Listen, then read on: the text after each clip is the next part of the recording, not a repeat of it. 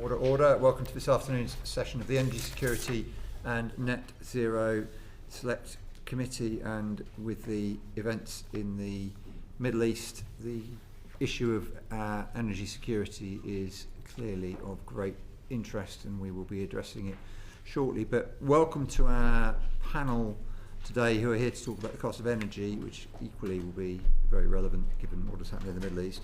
I'll ask the panel to introduce yourselves, and then we're going to ask for a short statement from the Chair of Ofgem about what is happening. So please, on this side. Thank you, Chair. I'm Akshay, Kaul. I'm Director General for Infrastructure at Ofgem. Jonathan Brearley, CEO of Ofgem. Fintan, Slye, CEO, National Energy System Operator. Claire Dykta, Director of Strategy and Policy at the National Energy System Operator. Jonathan, CEO. Apologies. It's been a long week already. Thank you very much for offering to make a statement. Please, over to you. Thank you, Chair. And naturally, there is a lot of concern around the situation in the Middle East, including the potential impact on consumers here. So I'd like to start by saying our thoughts and deepest sympathies are with everyone involved and those who have been affected. Now, I also know that many families and businesses will also be concerned about the impact this conflict will have on energy bills. And clearly, as we saw in the Russia-Ukraine conflict, our gas supply cannot be separated from global events. It's important to make clear that our energy supplies remain secure. Britain continues to benefit from a diverse gas supply, which provides the market with the flexibility it needs in times of disruption. In the short term, until the end of June, customers will be on fixed tariffs or protected by the price cap. Although we remain at the early stages of this conflict, if the Strait of Hormuz remains closed for a prolonged period of time, it is likely that this will create significant upward pressure on prices that customers will pay for their gas and electricity. For example, in electricity, gas still sets the price for the majority of the time. Now, I know already there is a great deal of speculation about the scale and extent of those price changes, but genuinely it is too early to tell. In my experience, gas traders find it extremely difficult to calibrate the sorts of risks we are facing, and therefore market projections are not a reliable guide to the future. Examining the impacts for the energy sector, I would say that we are in a significantly stronger position than we were in 2021. Suppliers are more financially resilient with a significantly lower risk of failure, and the price cap is already more adaptable to changing market conditions. We have regular monitoring of the market conditions and will increase the intensity of this as the situation evolves. Equally, we have improved standards of care for customers and continue to work to improve supplier treatment of those in debt and hope to introduce our debt relief scheme imminently. At the end of this week, I will be meeting supplier CEOs, and we will maintain close contact with the industry and with consumer groups to surface and quickly address any unforeseen and unintended consequences. Finally, I welcome this committee's investigation into the costs of energy, and I know that we will debate non-commodity costs.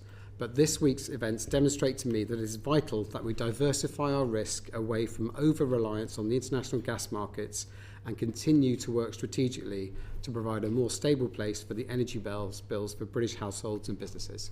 Thank you. Thank you very much indeed. Jonathan, my colleagues may well have their own questions. Ed, you talked about the price cap protecting customers until the end of June. Ed Davey quoted a figure in Prime Minister's questions of an increase in the price cap of £500. Can you just reassure that this is not where we're going to be in the short term at the very least? Well, I think to be really clear, we know what the price will be until the end of June because the price cap was announced recently, and we know that that is a reduction on where it was before. But it is simply too early to tell where prices will go. A lot of that depends on the scale and duration of the interruptions and the ability of the gas market to recover. So I know there's lots of speculation out there about what might happen. Genuinely, I believe it's too early to tell. Thank you. And the Chancellor's meeting the industry, the representatives of North Sea operators this afternoon. They may be doing this as we meet, and something that again has been raised by quite a few people is whether North Sea production can be used in the short term to increase our supply and maintain our prices of gas. Can you just address that? Those points. Ultimately, what we do with the North Sea is a matter for ministers, but it is very hard to see, certainly in the short term, that any change in North Sea production would have a big impact on international prices. Ultimately, this price is set globally, and it depends on big global dynamics. So therefore, big geopolitical changes like Russia, Ukraine, or indeed like what we're seeing in the Middle East are the things that are driving the sorts of spikes that we see. You said in the short term, is it possible in the long term to affect? Well, I think we've got to accept that, you know, even if we ramped up production in the North Sea, I don't see a huge impact on the international price unless somehow we ring-fenced our market from others. But the fact is we will always need to import, so I'm not sure I see how that works. Right, thanks very much. And you talked about diversifying our risk away from over-reliance on international markets. Is that another way of saying that the energy transition is very much in our interests, and that's what the current crisis and indeed Ukraine have highlighted? Well, of course, there's the big political debate I know about the scale and pace of and how we diversify, but I think we are seeing again the impacts of being over-reliant on one source of fuel. Therefore, you know, the transition we are on has the advantage of allowing us to have a more stable place when we get there. Yeah, and Fintan, any comment on the points that I've just discussed with Jonathan? No, I mean, I suppose the point I would make as well, though, is that just to reassure the committee and people that security our energy supplies in Great Britain remain secure, both in terms of gas and electricity margins are adequate and in line with what we would expect at this time. I think the impact of the price rises in wholesale gas that we're seeing will take time to bleed through into bills, as Jonathan said. So I think it depends, I would agree, on how long that lasts. But I think the point is well made that diversification away from gas and the fact that that is set on international global markets does provide a degree of protection to customers in Great Britain. Okay, thank you very much. There's a lot of people want to ask questions on this. Lizzie, Colin. Actually, Chair, I think you've covered it. Been covered. Okay. Melanie was the next person. Thank you. In your statement, Jonathan, you said that gas still sets the price for electricity the majority of the time. My question really is why?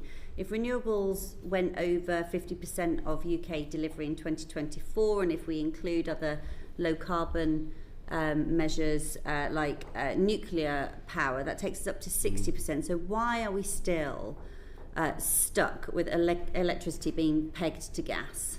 So, you know, when you look at the dynamics in the wholesale market, in effect what sets the price is the marginal plant. So it's the plant that's at the top of the stack for the demand we have for that day, and very often that remains. So it's done on a daily basis. Is this assessment done on a daily basis? So it's done more frequently than that. So right. it's done I think it's half-hourly concern, basically. So it's done in a very short term.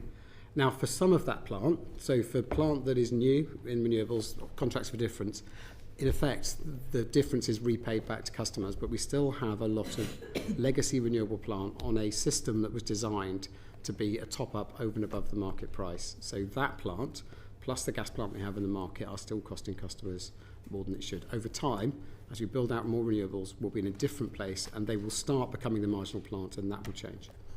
When do you think that will be? My final question on that. So I think we have I think NESO said by 2030. What was our figure for that? So by 2030, gas will only be 5% of the mix. I think Will it definitely, given grid connections, given constraints, we're all going to go on and talk about those things, but will it be?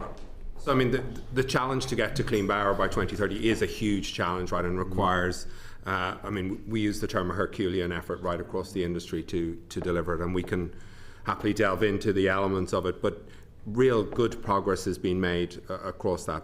And undoubtedly gas by 2030 will be significantly less than it is today in terms of part of the fuel mix. But the other element of changing how that feeds through into prices is the reformed national pricing programme that government is launching, which is around how do you change the market rules and the way prices are set such that that is fit for the future and fit for purpose. I think what we have at the moment is a market mechanism and a market design that was built for a different era, and we need to transform that, and that is what's termed the Reform National Pricing Programme. So both the change in physical mix but also the change in the market rules as to how that feeds through are important. Thank you. You're getting into some of the questions we were going to come to later, but it's a very, very interesting point. I'm tempted to say, and I will say, as you talked about Reform National Pricing approach, can you explain what it is? Yes. So Reform National Pricing is the market design programme that is that was born out of what was previously the Review of Electricity Market Arrangements, or the REMA programme, where government looked at how the wholesale price should be set. Should it be a national price or a zonal price? So in the middle of last year, government took a policy decision that it should be that the basic wholesale pricing mechanism should be a single wholesale price, and that a programme should be launched to work to follow that up around, well, what are the changes that we then need to make in order to ensure that that is efficient, ensures security supply, and delivers value for customers. So it is a holistic market design programme launched on foot of the decision to retain a single wholesale national price for electricity. And it has a number of strands, some of which are being led by DESNES from a policy perspective, some of which are settlement and billing type changes, which will be led by NESO, and some of them are transmission charging work streams, which will be led by Ofgem. And Chair, I understand that the Reform National Pricing Delivery Plan will be published by the Department in due course. No more dates than that. That's sooner or later than So wonderfully reassuring. Tell us that.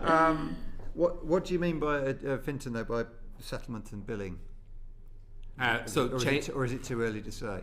So we published a few weeks ago a call for input setting out what some of the potential changes that you could make to settlement and billing arrangements in the system. So it includes things like, should you have a shorter settlement period, for example? So should you change how different types of technologies bid into the market? So it's a number of changes. At the moment, we're just at the call for input stage. So we've sort of set out a few ideas and are looking for industry input into that. And presumably the intention is for both business and domestic consumers to have access to electricity when it's cheap. Have I got that right? Is that the essence of it, or one of the essence? That is absolutely one of the essence, and some of the reforms that we're proposing allow for and facilitate much smaller players down to potentially batteries and houses being able to participate in the markets and to sort of leverage those assets in a way that they can minimise their bills as well. Yeah, that is a core part of it. Right, thank you, which we will learn more about in due course then. I'll go to Graham first and then to you, Sir Christopher. Thank you, Chair.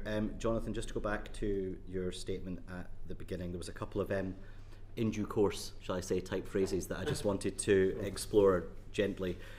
First of all is a prolonged period of time of the Straits of Hormuz being closed.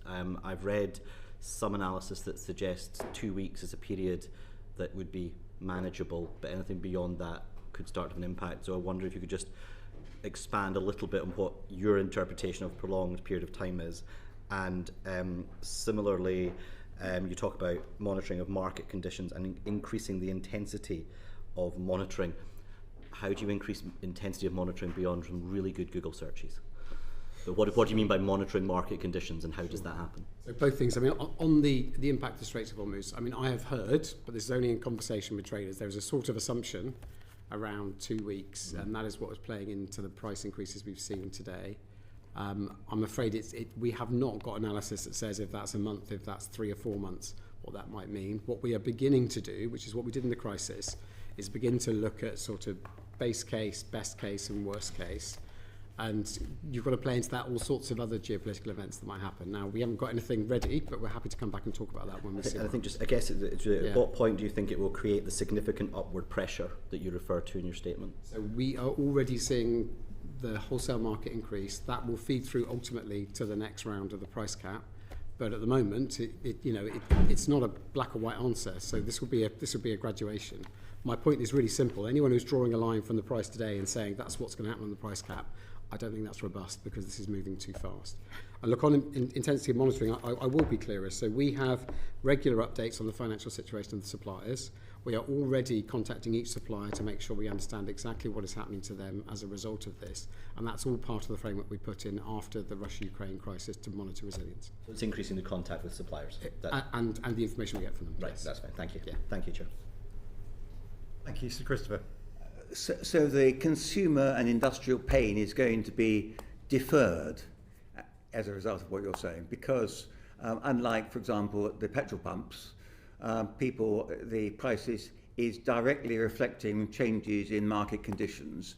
But what you're saying is that you're going to prevent the energy companies responding with the price mechanism towards consumers immediately because of the price cap. Is that right? Well, in a sense, that is right. We are the price cap by its nature defers the impacts for customers, but it's important to understand how energy companies trade behind that. So energy companies buy forward based on the price cap formula.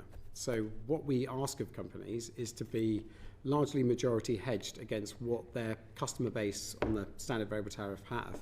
So in a sense, they are paying roughly what is charged in the price cap. It's just that they are buying the energy forward, which is what we'd rather have than simply buying on the spot market.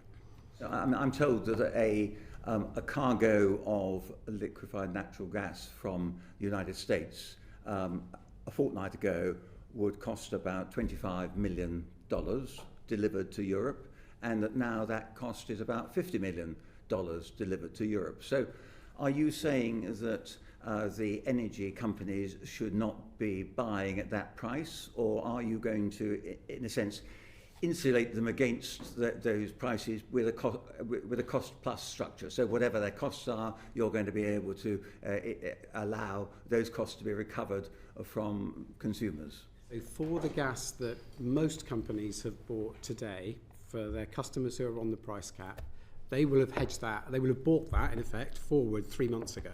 So the price they pay will have been set 3 months ago, so I guess it would be closer to your $25 million that you described previously.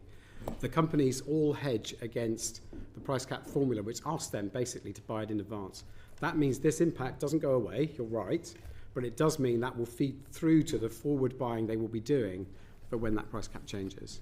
So I don't think right now, you have some problems at the margins, absolutely, but right now the disparity between a well-hedged company and what they get through the price back shouldn't be high, except for one sort of big differential, which is where the volumes that customers end up using are different from their projections. So one of the things you look for example, are there big changes in the weather, which would drive that other way. And how confident are you that all the major players in the industry have got themselves insulated by having long-term contracts? Because that was the problem last time, yes. That other companies went bust and the taxpayer ended up bailing them out. So can you assure us that that's not going to happen again? So we monitor very closely. We have two things that we didn't have in 2021. We monitor very closely that hedging strategy, so they are vast majority hedged, and we also monitor the amount of capital they need to hold to make sure they have an insurance against something like this. Now, the sector is on a journey. It's not in the perfect place, and we've been very open about that in our reporting and indeed at this committee. However, it's a much more robust place than it was before. The one thing I do need to emphasise, though, is we're not designing a zero failure regime. So we are also very cognizant that if we tighten those regulations too much, we simply don't have diversity and competition in the market. So there's always a balance. And we can't ever offer any guarantees, even if last sort of month, the weekend and Monday hadn't happened. We can't offer guarantees there'll be no failures, but we're in a much stronger position. And what can you do to stop profiteering? Because obviously, if I've hedged and I've got my supply for $25 million instead of $50 million, I could go out and sell that in a subsidiary market now and make the profits for my company, and then will I be able to pass on those costs ultimately to the consumer through the price cap? Well, in a sense, there is always trading around as I say, around the margins of what your customers need, but you are obliged to provide your customers under the contracts you have with them. I think the major profiteering in the industry is not in the retail market. I think the retail market, ultimately we set a regulated return. The market has been at or below that in the last few years. What we do know is that those people that bring the gas out the ground, so the explorers, and the gas explorers and the people who get the gas out the ground are the ones where the big profits are made, and that's not something that Ofgem regulates. My final point. So we've seen the lists showing that we've got the highest electricity prices, both for industrial users and consumers in Europe. Do you think because of the way in which our market is regulated that we will now see that our prices for consumers will be below the highest levels in Europe, both for industrial and domestic consumers? The reason we have higher industrial prices in other countries, and it does vary, is principally the level at which our economy depends on gas and the fact that we're investing in our infrastructure to change it, including network costs. So if the gas price goes up, I suspect that we will continue to pay relatively high prices. The reason why I argue for diversity, and I know there's a debate in this committee about what we should diversify to, is because I think at the moment we are attached too much to a market that has been incredibly volatile. And the new reality we have to face is that the geopolitical situation we have now means we can't have confidence in the forward prices that were published last week, where everyone was telling me gas prices were low, because things change quickly. So no one's arguing against using gas. We need gas as part of our system.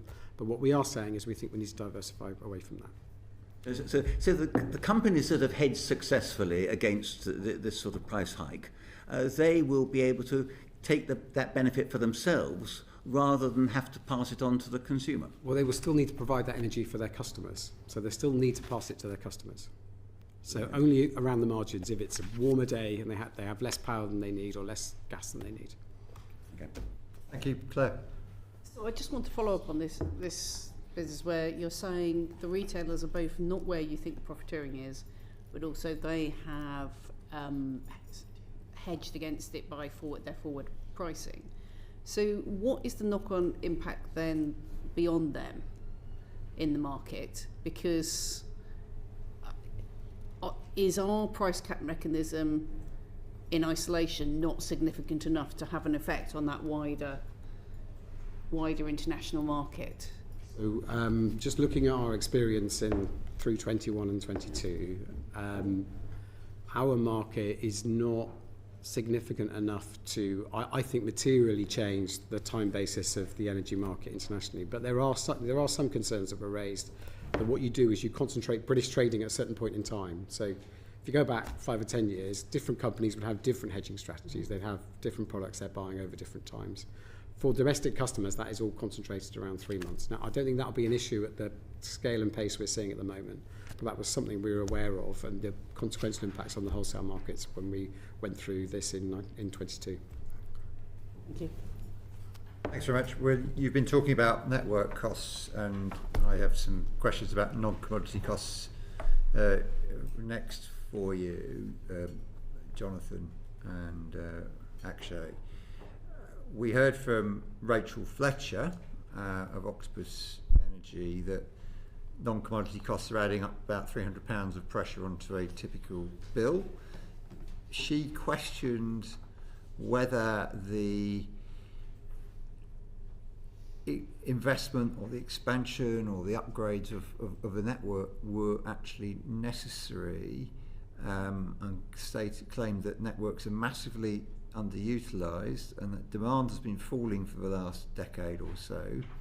She wasn't the only person to make that point to the committee, and there is massive uncertainty about how quickly demand will increase. Does she have a point?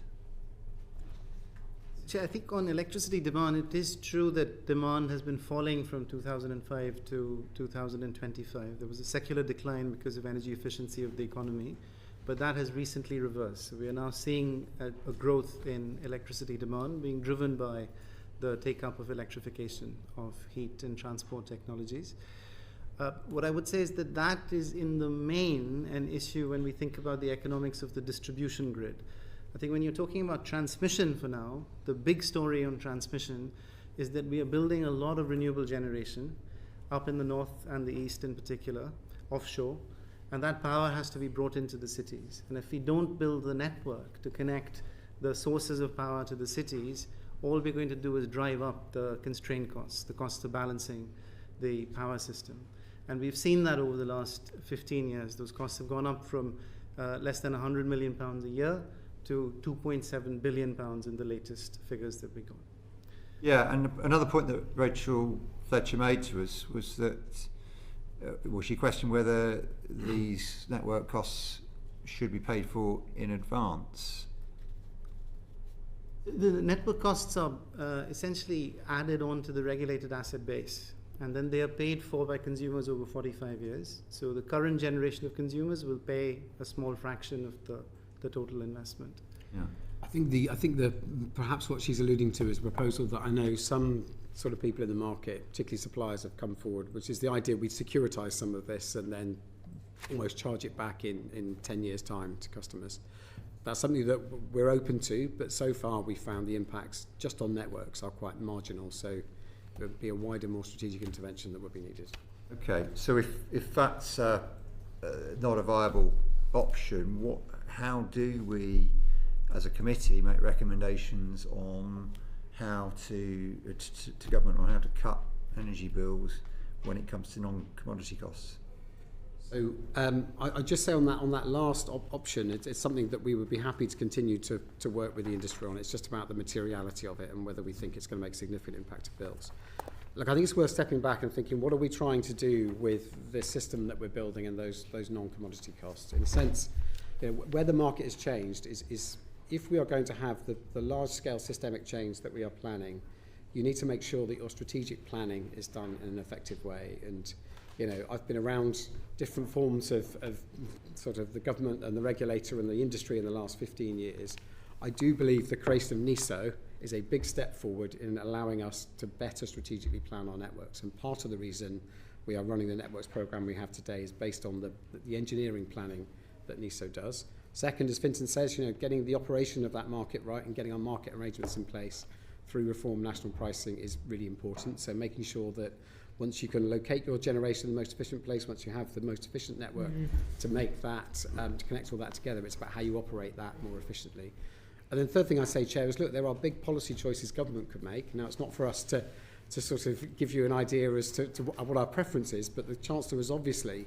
Well, that is what I asked you to do, to be fair. I will stray a bit out of Ofgem's remit, which is unusual for me, as you know.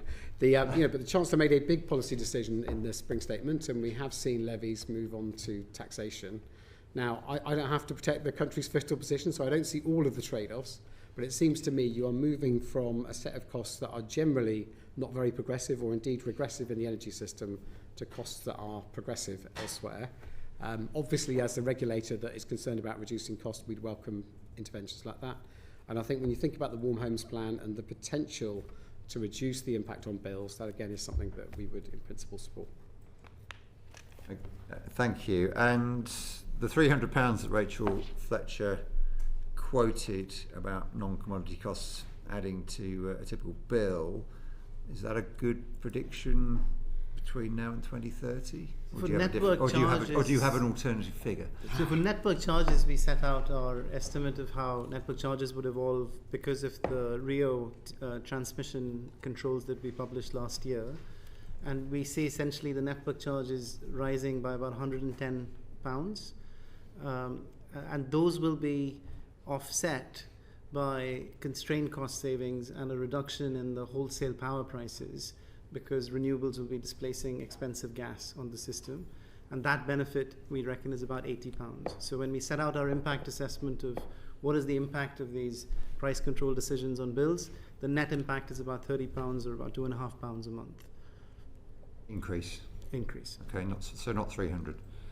Right. Well, I think she may be referring to networks plus, I assume, costs of things like contracts for difference. So maybe you've had those two together. So is that overall figure something you recognise then? I think we'd have to come back to you on CFD costs. Yeah. It does depend on what exactly she was talking about, so we can certainly follow up. I mean, we'd be very interested in what you think the figure is. Wow. Yeah, come back. You can. And Fintan, do you have a view? Only just without repeating what Jonathan and Akshay said, the one thing that we haven't mentioned is how much energy is used and when. So we've talked about policy costs and networks and things, but There's also opportunity in terms of reducing the impact of bills in individuals, whether that's houses or businesses, by continuing to roll out energy efficiency measures. So we talked about that in the advice that we gave to government when they were creating their CP30 plan, that could cut energy usage by 5 to 10% by 2030, which will have a direct impact on bills. Also, what we refer to as flexibility. So not running your tumble dryer between 5 and 7 o'clock at night. If you are on a tariff that rewards you for that, that can save your average consumer £200 to £300 a year off their bill. Yeah, we've been very unimpressed by the suggestion that people have to get up at 3 o'clock in the morning to turn their washing machine on. So you're lucky Polly Billington isn't here to challenge you on it. If you've watched previous sessions, you'll understand the reference. So what you've just given us is that if people cut their usage, that's the best way of cutting their bills. Efficiency, so not making unacceptable choices about, so if I forego this, my bill will be cheaper. It's things like efficient light bulbs, so things that people are already installing in factories and homes, continuing that rollout, and hasn't that already been done? Not everywhere, no. So we think that there is further potential for that in the next 5 years. Right. I think it's worth just adding to my colleague that we are seeing a growth in time-based tariffs. I know all the challenges around it, but particularly as you see the growth of electric vehicles, for example, that is a good partner with people who begin to transition, except not everybody's in that position. Yes, and that lots of household appliances do have timers on them. I appreciate that exactly. too. Right. So the Climate Change Committee is projecting significant falls in bills by 2050. Are they sufficiently taking into account non-commodity costs and their potential to rise? And in reality, are we going to be stuck with high bills for the foreseeable future? So I'll defer to Fintan to talk about the 2030 analysis and what that says about costs, but ultimately we see costs to the 2030 of the system being roughly stable, and then you do begin to see costs falling after that. But I have to say, all of that is based upon technology assumptions, and we have to accept that all of these things have quite big error bars around them. Fintan. Yeah, so in the analysis we did to 2030, as Jonathan said, we looked at the transition to clean power, as we set out in the advice, and we compared that against a counterfactual, and broadly the system costs taken as a whole were broadly the same. We have also, as part of the analysis that we do, one of the key pieces we do is the future energy scenarios work, which looks out even further out to 2050 and looks at how energy bills might evolve over that period. Claire led that work. Do you want to say a little bit around what that said around sort of bills as a percentage of energy costs? Yeah, so what, as Fintan said, what the future energy scenarios do is look at different pathways to meet the legislative targets, and across those pathways we identified that total energy costs, so that is non-commodity as well as commodity, would move from about 10% of GDP, which is where it is today, to approximately 5 to 6% of GDP by 2050. So our analysis is different to the Climate Change Committee's, but it is commensurate in terms of the outcomes that it comes out with. Okay, so you are confident that bills will come down? I mean, what ends up in bills is always a function of policy choices, but for the system costs, and that includes everything from replacing boilers through to the commodity costs, does become a smaller proportion of GDP by 2050. What is also, I think, important just in the context of the last few days is the impact that it has on volatility as well, and the significant increase that we saw in 2022, where we saw the proportion of GDP, the energy costs of that went up by about 1.8%. If we were in 2050 and had the same impact, the increased spend would only be about 0.3%, because we'd be so much less exposed to the impact of the gas prices Jonathan was saying earlier. Thank you very much. Now, Mike Reid has got some questions on Rio and Tenuos. Yeah, thank you, Chair. If I can just continue with NESO. We've heard a suggestion that as it's a function of the trading in the system, constraint costs are an externality and therefore should not be paid by consumers on their bills. Is that achievable? Well, so constraint costs, as Akshay was saying, are, I'm sure everyone in this committee is well read, but they're a function of the system design, both the physical and the market design, where the largest proportion of them are due to generators that are connected in the north of the country, not being able to generate because the infrastructure isn't there yet to transport that energy down to the centres of demand. The system is designed in that way, so there is an efficient level of constraint costs, otherwise you would end up by building a system to cover every eventuality. The network plans that the network companies are delivering under their Rio price controls put that network in place. Where those costs are born is a decision for government, but it wouldn't stop those costs being incurred. The important thing is to deliver the network that, as Akshay was saying, offsets those costs. Why should consumers pay it? It's a function of the businesses. Shouldn't it be absorbed into the business operations rather than passed on to consumers? It's the fundamental design of the market arrangements in the UK, as we were saying, that the market arrangements here have largely been are largely the same as they were at the point of privatisation. There's been some changes. That is the way the market is designed, and the market programmes that Fintan was talking about earlier that the government is running do look at those types of questions and ask the more fundamental design questions about where costs are incurred and what policy decisions. In that work, you are looking at that as an option. What's the initial thinking first, from the work you've done so far, Fintan? I think the focus at the moment, so we've just published the call for input, right? So let's be clear, we're at the very early stages of looking for input on all of this. But the focus at the moment is how to minimise the overall costs. At the end of the day, because of the way the system is, consumers end up picking up the bill, even if you were to charge those constraint costs to generators, that would just up the amount that they bid into the system, and ultimately consumers would pay. So we have a mechanism at the moment where they're recovered through what's called balancing and use of system charges. We will look at other ways that they could potentially be recovered, but the focus at the moment, being transparent about it, is around how do we get a market design and a system that delivers the most efficient outcomes. You then have a cost allocation question after that. And if I come to Ofgem on Rio, and my knowledge on this particular matter might be slightly outdated, so I worked on a big pitch for Rio 2. I was quite shocked at how inefficient Rio was. You've seen a bit of a cartel for the contractors.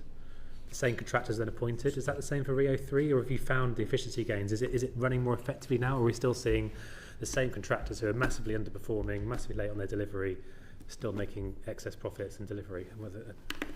I think we recently published a state of the market report covering the performance of the networks across a range of different criteria, including on cost, reliability, carbon, and quality of service. And by and large, the performance of the industry in Rio, both 2 as well as recently on 3, has been very good. So reliability is extremely strong. Their performance in terms of storm resilience has improved ever since Storm Arvin. We've been relentlessly working with them to improve how quickly they get people connected back onto power. Their customer service scores have been improving.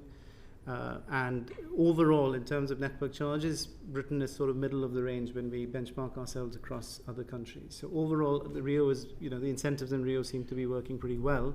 What's coming up now, the 2 iconic problems in network regulation, one is connections, and the other one is the build of the network to bring all these constraint costs down. And I think that is the iconic challenge for these network companies, and we're going to be hot on their case to get them to build the network to time and budget and connect people as quickly as possible. I think it's worth, sorry to jump in, but I think it's worth just describing a bit about how we see the system evolving, because I think underneath the question there is a genuine question we have about whether the network regulation we have in place today is going to be clear enough about the progress the companies are making on a whole number of fronts. So, you know, we read the Cunliffe report with interest, for example, and we are thinking about how we reshape network regulation to look more intensively, not only at how they're running and managing their assets, but as Akshay says, as we enter this build program for transmission, and doubtless there'll be similar programs in distribution, making sure that we are holding the companies to account in a much more granular way. And I think that is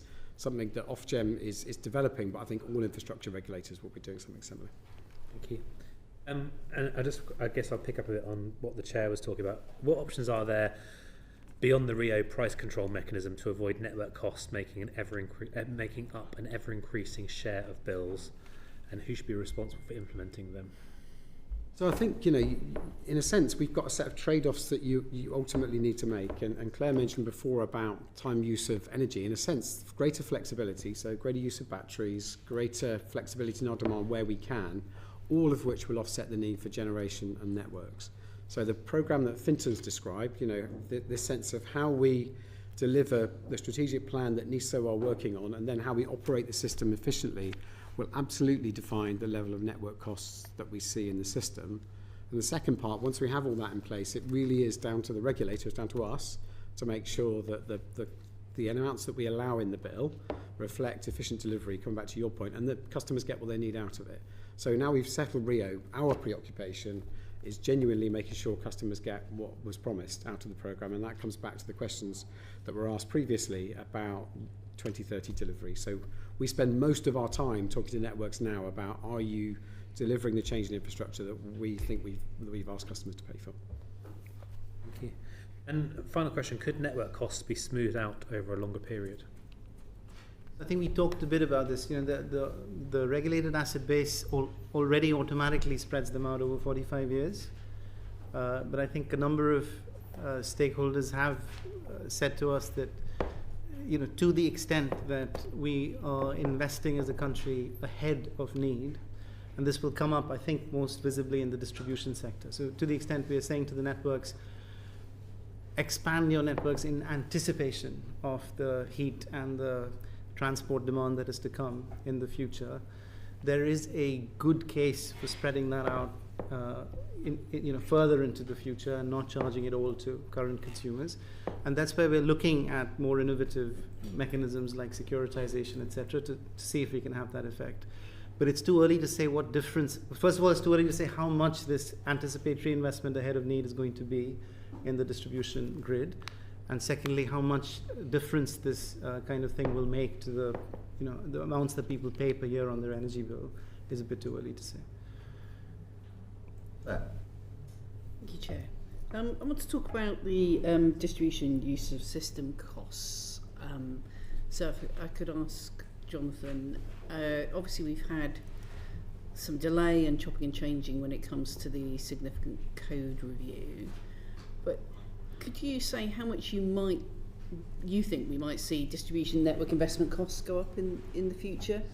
And do you think they're going to end up being the biggest part of network costs? Actually. Yeah, again, I think we're just in the process of doing the price review for distribution, which will start from 2028 and run until 2033. So next year we'll have a much better feel for what the investment program of the distribution companies looks like, and therefore what the scale of that investment is likely to be. I think my current assessment is that it is unlikely to be of the same scale of increase that we're seeing in the transmission sector. And that's only because in the transmission sector we're actually trying to catch up quickly with a huge increase in renewable generation that is already on the system or shortly coming on the system. Whereas with the distribution grids we have a little bit more time to make sure that we get ahead of the demand. So when the National Infrastructure Commission estimated a total of 37 to 50 billion pounds required in the distribution network investment up to 2050, although there's potential to reduce that through maximising consumer flexibility, are you saying that is, you don't see that being making a significant difference on the bills that eventually come through to consumers? Yeah, I think in terms of the effect on bills, because the regulated asset base smooths all this out over 45 years, it takes a lot to move the bill impact of network charges materially. So if we have, for instance, the rate of expenditure in the distribution grid going up by 10 or 20%, which would not be an implausible guesstimate, that would have a very small effect of about £1 or a couple of pounds per year on the household bill. So to be clear, I think that there may still be increase in distribution costs, but if you compare that number actually to what we're spending on transmission in a shorter period of time, that's a lot more.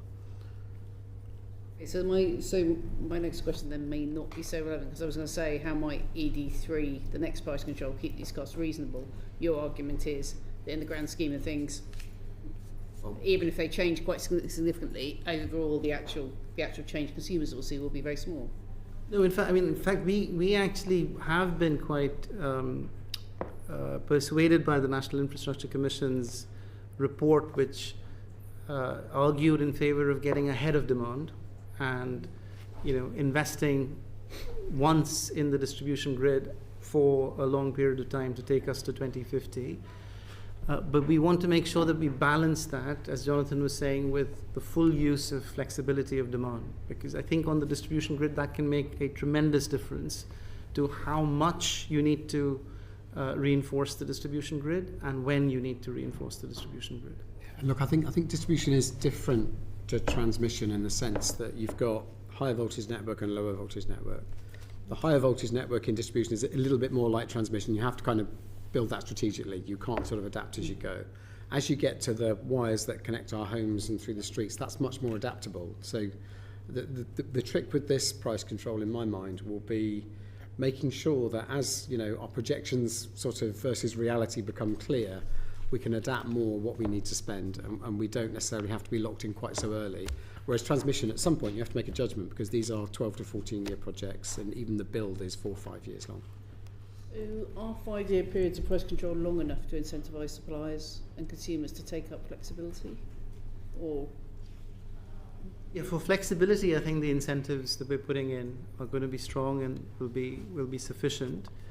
I think the thing we're trying to do alongside the incentives for flexibility is put in place a longer-term spatial planning framework for both the national system as well as the distribution system, the transmission system and the distribution system, so that we can plan properly for the uptake of heat pumps and electric vehicles and solar panels in each of the areas across the country, and then use flexibility to optimize the timing and the scale of the network reinforcement that is needed. At the distribution level, that's more flexible. It is. Doesn't need the same level of deployment. Then does that long-term plan make much difference in that context? I can see why it's very important for the distribution network, for the larger end, the higher voltage ends of the distribution network.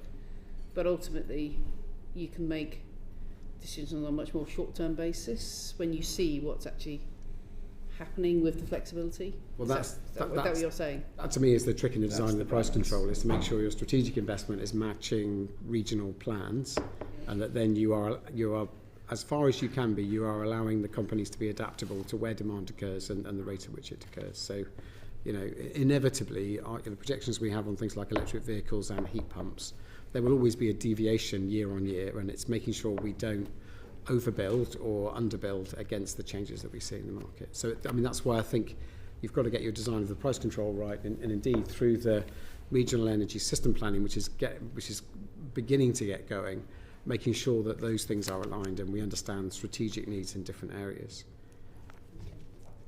One last thing I would just say on length of price controls, we did have 8 years on Rio. The downside of a very long price control is, again, if it gets out of sync with reality in ways you can't predict, then that can become quite big after 8 years. You're coming in a minute anyway. Graham's questions next. You can come. No, I was just making sure you'd seen Melanie on that. Well, yes, I'm next. You have some Anyone questions else? which follow on from Claire's. Thank you, Lynn. Chair, I want to just ask a couple of questions around balancing costs that you touched on earlier. But Jonathan, if I can just go very briefly back to your initial statement around increasing intensity of market research. Just while we've been meeting, there's a report that energy firms are pulling all of their fixed deals off of the shelves in response to what they see as a forthcoming rise in price caps. When you're meeting with them, will you urge them to stop doing that? Well, I think we've got to accept, going back to the conversation we had, if you're under the price cap, you're under the system that I've described, but energy companies are going to find it hard to hedge forward, which we want them to do in all of their purchasing in the same terms they could a week ago. So look, we are going to work very hard to make sure that we protect customers. We're going to make sure that we are cognizant of customers in vulnerable circumstances, but I can understand that those offers are becoming uneconomic. Thank you. I didn't mean to put you on the spot. Yes, there's nothing worse than that. I just, since it came out and I referred to it earlier on. Just on balancing costs, the overwhelming majority of that, about 1.7 billion in 24-25 of that came from thermal constraint costs and physical infrastructure. Can you outline why that's happened, and if the increase in infrastructure that we're hopefully seeing being built, will that reduce the balancing costs going forward, and if so, by how much and how quickly? That's probably Claire or Fintan, I think, possibly. Yeah.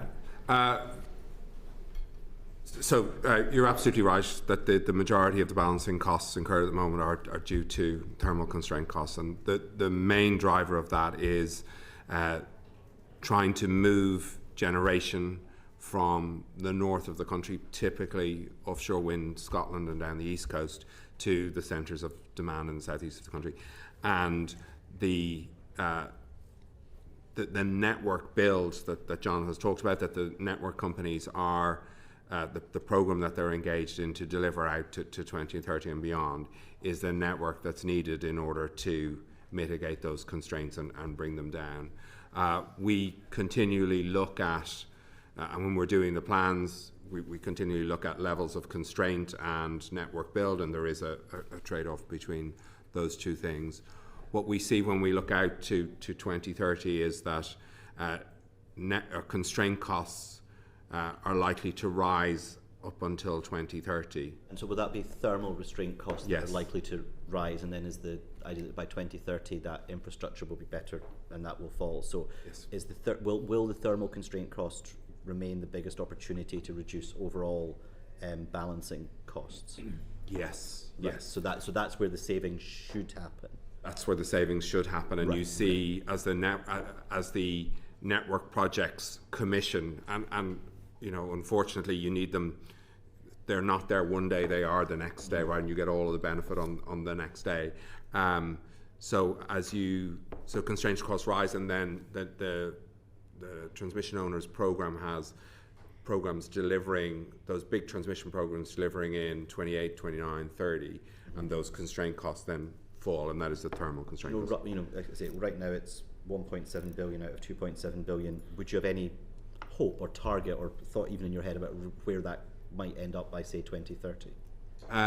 So percentage-wise is perhaps a fairer way to put it. Yeah, no, I mean we do have a graph of what that looks like out to 2030. So we see it go up to about £8 billion in 2030, and then come back to around, I think it's £2 billion post that, and it goes up and down then after that, around that, Jeff. Why would it go up and down if we're saying we've got the infrastructure built, so we should have less constraints? Why is it not kind of a peak and a tail off? Beautiful. That's why. Because even after 2030, you continue to build generation facilities, and you continue then to need to build networks. So it's more about like one should naturally continuously cycle to catch up with the other. Yes, and what we're seeing at the moment is that lead times for transmission infrastructure are considerably longer than the lead times for the generation infrastructure. Will we ever see that balancing cost at a much lower level consistent, or will it exist to cycle the whole time? You won't see it come down. You won't see the thermal constraint number come down to zero. So it will roughly make up the same proportion or the same number for the foreseeable future. Yes. So I think it has risen this year over last year. It will fall back post 2030. Right. I think a bit, but you're never going to get the thermal constraint number down to zero, because that would mean that you have built a network and invested in a network that never has for any 5 minutes of any year any constraint on it. So there is a balance. Clues in the name. What? Clues in the name. Yeah. Yeah. What is an acceptable balancing cost, or what's the level you think you should be able to get to if everything is working perfectly well, or as well as it can? So I think looking out sort of post 2030, when you have pullback network delivery times, and there's a huge program of work underway to do that, we see balancing costs, I think, in the range of around £2 billion per annum in that period. Now, remember, in balancing costs, there's a thermal constraint is the biggest element at the moment, but there is also a chunk of other costs in there around services that we need to purchase in order to safely and securely balance the system, like buying inertia, buying reserve from the system. So we will always need to do those things as well, to purchase sort of services from the market, be that from batteries or generators or networks, in order to balance the system. And just very briefly, as someone who spent quite a large part of their life trying to get renewable projects consented in Scotland, one of the biggest barriers we had with the public was complaints around constraint costs and wind farms being paid to be turned off. It was a recurring theme everywhere we went, which was frustrating, as you can imagine. But are there things that NESO can do to provide additional flexibility to bring that down and that complaint level down? If you're talking about moving generation closer, you're going to have the problem we had, frankly, in Scotland replicated in other parts where that complaint will come up again. Are there things you can do to stop that, frankly, if we're trying to build generation faster? I think there's two major things. One is better long-term strategic planning, such that you actually build the network such that it is there at the same time as the generation wants to connect. So at the moment, it has been reactionary. So the generation would have a contract, and then you'd initiate the program to connect it, but the lead times got completely disconnected. With strategic spatial energy planning, and then moving into the other, there's acronyms for all of them, I can assure you, but what's called the Central Strategic Network Plan, which is the actual network delivery, that allows, that is designed to allow the network be built at a time to meet the generation when it's due to connect, wherever it's due to connect, such that you actually get a more long-term strategic lined-up plan, and therefore that, in the long term, will reduce constraints because you won't have this mismatch between them. The other piece in the short term is stuff that we can do operationally just to manage the system in a more economic way, to eke like every last megawatt out of all of the transmission lines. And that is things like new technology in our control room to allow us to issue more instructions and be more nimble in how we balance the system, but also working with the transmission owners to deploy new technology on the lines. So there's a major program underway. It started before Rio 3, but got significantly scaled up in Rio 3 around dynamic line rating. This is where you install advanced technology on the transmission lines that allow you to push more power through them when the conditions are right. And actually, it's very fortunate. Our problem tends to be our transmission lines are constrained when it's windy in Scotland, and the wind allows you to cool the lines and push more power down through them. So there is the potential to deploy that technology in a way that does actually... Who knew the Scottish weather would be helpful? There you go. Thank you. Yeah. Why would it ever be acceptable, or would it ever be acceptable, to see constraint costs going to 2 billion or higher? Sorry, Chair, just... Constraint costs, because Akshay, you were saying there were 100 million. They're going to go to 2 billion? Did I get that right? Currently at about 2.7 billion. Yeah. So why is that acceptable? So actually the balancing costs are 2.7 billion. Yep. I think the constraint cost is 1.7 out of those. Yeah.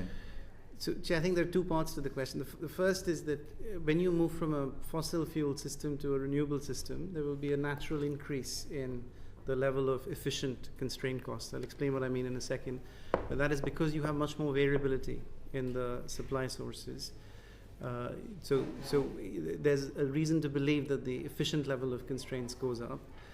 the efficient level of constraint is the level at which it is cheaper to tolerate the constraint than to build new network. And this is the point that Fintan was making.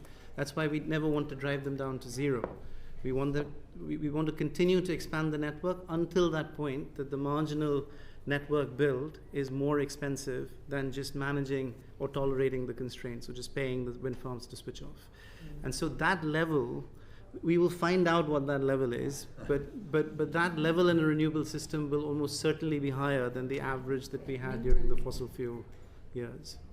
I think it's worth saying, though, we accept, I think, collectively that constraint costs are too high, which is why we're building the network at the pace we are. And so when it came back to the debates on Rio, that it is that funding that we need to get the system systemically to a different place. I was just going to say that, as you've acknowledged, it's important not to forget that constraint costs are the largest part of balancing costs by far. But even if constraint costs were zero, which they never would be, there will still be a balancing cost, because the fundamental role of the system operator is to balance the system and ensure, from a physics point of view, it continues to work, and that costs money, so that cost will always be there. And it's why it's so important, all the things that Fintan said, that we're concentrating on in terms of how we run the system and ensuring that we use the best technology and things. We've actually taken just over £1.2 billion worth out of balancing costs in the last few years with that type of activity, so we shouldn't lose focus on that either. No, as we've overrun, I'm not going to let people come in too much now, but you have some questions later, so ask it then. But Mike's got the next set. Sorry, thank you, Chair. Can we talk about distribution use of system and those costs? And I think these questions are primarily for Ofgem colleagues, so NESO, you're off the hook for now. By how much might we see distribution network investment costs go up in future? Will these be the biggest part of future network costs? It's too early to say. I think we will know more next year when we see the spending plans of the distribution network companies, and we'll be able to give you a much more precise estimate then. But in terms of the spread now, I mean, distribution costs are higher on the bill now. They are. Yeah. I mean, they are a bigger part of the bill already than transmission, but transmission is rising very sharply. It's gone up from 50 to about £83 per year. Distribution at the moment is much more than that. I thought you had questions on the transmission network. Oh, sorry, I'm on the wrong page. Apologies. Apologies. NESO, you're back on the hook. So I'm watching the clock, because I've got to run in 2 minutes, so you may get away. NESO, we're talking about transition costs. Yes, you're right, Chair. So deepest apologies. How confident are you of your predictions in your 5-year view of transmission costs, and what variables could you see those? Could you see go higher or lower? The transmission network use of system charges that we publish, NESO acts as an administrator in that scheme. So we strategically plan the system and identify the network that is needed, and then each of the network companies, through the Rio controls that we've already talked about, work with Ofgem to determine exactly what they're going to build and how much that is going to cost, and we then recover that on their behalf through those charges. So we're given that information through the networks. It's set by the price controls, so there's little variability around it, but that doesn't negate anything that we've already talked about around there's opportunities on top of that in terms of innovation and things, which means there's always opportunity to use that network that's there in different ways as new technology is developed. And the current system we have, was it designed with the current, under the assumption of what the government currently is in terms of the large-scale investment in transmission? Is the current system fit for purpose, given we're seeing so much more money going into the transmission network under the Clean Power 2030 programme? I think it's fair to say that everything in the energy system was designed for how the world looked at the time of privatisation at the end of the 80s. So the market frameworks, the network. And we're moving into a different world where policy objectives are necessarily different. So we've talked a lot about market frameworks and how they need to be reformed to be fit for purpose. Investment is needed in the network as well. It is worth saying that even if we were not shifting to a more renewable generation mix, there would still need to be significant investment in the network because the gas CCGT fleet is coming to the end of life, as we've discussed extensively, and it's very front of mind in terms of the last few days. Where our gas is coming from is changing. So whatever supply mix we are in the energy system, we would be at a point of investment now anyway. Do you think the current system delivers best value for the consumer? So everyone that operates in the energy system who is licensed is obliged to operate in an economic and efficient manner. There are lots of things that we've covered off today, like strategic plans and market reforms, which all have the objective of ultimately lowering bills at the end of the day. Is being economically efficient different to being best value for the consumer? No, I think they're the same. You'd say the current system gives the consumer best value? We all have the objective of operating to the most efficient way we can, but all of those programs that we've mentioned all have a primary objective of lowering bills, is which that is best objective value. being met, I think is the question. We're in a state of transition at the minute and implementing those things, and it's some of the shorter term tactical things that we're layering in with that as well to make sure that we're delivering the best value we can at this point in time as well. Are there any recommendations that you've made to DESNZ to reduce transmission costs and transmission costs and cost to consumer that they haven't yet adopted? It's not our role to recommend as such. We provide advice into the government, but the advice that we provide them is from a system operator perspective. They will be getting input from lots of other parties as well, and then government take decisions based on all of those things together. We work really closely with government and with Ofgem.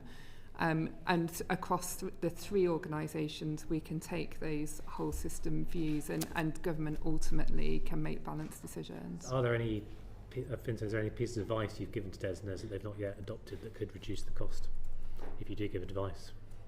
In terms of the sort of, so when NESO was set up, there is sort of this function where government can request formal advice around it. I don't believe there's any of those sort of pieces of formal advice where they haven't taken on the recommendations that we've had. I mean, we engage with them across a broad range of stuff. I think the sort of formal advice is a subset of that. But no, I think we absolutely feel heard, and Akshay, Jonathan, same to you. Anything that you could have said to DESNZ, we should do this to reduce transmission costs, and they've not yet. Perhaps it's politically, unattractive to them, but it technically is correct. Is there anything that you've proposed that would reduce those transmission costs they haven't yet adopted? So I think we are working through reform national pricing, and the whole idea of that will be to join charging with the balancing and system costs that Fintan outlined and strategic planning. That is all coming. There's nothing in there that I think we've formally recommended that they've said no to. That's just a piece of work that's in train. We've already expressed enthusiasm for the Chancellor's intervention in the spring statement, and beyond that, there's probably a matter for ministers. So do you think reform national pricing will put a downward pressure on the transmission network use of system and costs? So by design, that combined with strategic planning are intended to do that, and balancing costs as well. Final question. We've heard that the previous transmission network use of system charges had levied a lot of money on generators in the past towards building a network which was never built. Is that true? Not really. So the generators pay about £1 billion out of the £8 billion of transmission charges, and all of that money has gone into investment in the networks over the last 10 years. The reality is that network investment itself has not been sufficient. So I think the biggest lesson from the last 10 years is that we needed to have a strategic plan which coordinated generation and network much earlier, and then upgraded the network much sooner. So the increases that we're seeing coming through now in transmission charges, of which the generators will pay about 1/8, most of it will be paid by households and businesses. That is paying for this big uptick in investment. Thank you. Mel. Thank you. I want to talk about some connections reform and constraint costs in a bit more detail and ask if grid connections are not facilitated in a timely manner, what impact will there be on consumer bills? Can you put figures on it over the next few years? So is it worth talking about the connections programme first of all, and then perhaps we'll come back to the impact on customers and what it might mean? Yeah, so connections reform programming is a huge and complex once-in-a-generation change in how we think about who and how projects connect to the system. So we found ourselves with a generation connection queue designed on a first-come, first-served basis with about 850 gigawatts in it. And just to give you a sense of scale, peak demand is about 50-ish gigawatts, so massively oversubscribed queue. So through a period of industry reform, and it is a detailed open code governance process in the industry to develop mechanisms to change that over a number of years. This is very interesting, Fintan, but I mean, if they are not done in a timely manner, and I don't know what your definition of a timely manner actually is, and I'd be very happy for you to give me a series of dates, then what does that really mean for consumer costs? So I don't think you can draw a one-for-one line with consumer costs, because the impact on consumer costs depends on how that generation project decides to bid its project in and participate in the market. But undoubtedly, we have identified now the projects that should connect, so the ones that are strategically aligned to government policy and the ones that are ready to go. And we sort of curated that connections queue at the start of December and told all of the projects in it where they stood with respect to that. And therefore the focus now is to get connection offers, like the formal connection offer, out to each of those projects. Okay. So each project now knows, am I going to get a connection offer to connect, or am I what's called gate one, which is actually you're not strategically aligned or you're not ready to go. And if you are going to get a connection project offer, you now know the window in which we will provide you with that connection offer. So the teams across us and all of the network companies are now doing the detailed engineering and design based on this new different queue to work out technically what needs to be built to connect this project and when it can connect. And then that gets packaged up into a legal connection offer. So that process is underway. There's a timeline that is now published and established, and all of the generators know it, so they will know when they can get a connection offer. And we've started to issue those connection offers out the door. Okay. And Jonathan, well, I mean, do you feel confident and comfortable in that? Do you feel like you can go to consumers and say, it's all right, plan's working, and we think now we've got a plan, we've got rid of all of those projects that were just hanging around, we're doing it on a first delivery, ready to go project basis. This is going to make a material difference to you? No, I think it will make a material difference. It's fundamental to delivering 2030, which, as we described right at the start of this, is really the way in which we avoid the volatility that we've described today. So strategically, it's incredibly important.